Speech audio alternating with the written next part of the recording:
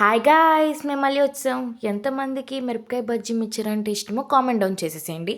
నేనైతే తిందామని వచ్చేసా. ఈ బాబాయ్ నాకు చిన్నప్పటి నుంచి తెలుసు. ఒక 20 ఇయర్స్ నుంచి ఈ బండిని రన్ చేస్తున్నారు. ఇక్కడ ఏమేమి ఉంటాయంటే టమాటా స్లైస్, వంకాయ బజ్జీ, ఆలూ బజ్జీ, మసాలా బజ్జీ అండ్ మిరపకాయ బజ్జీ అండ్ రోస్ట్ కూడా అవైలబుల్గా ఉండిద్ది.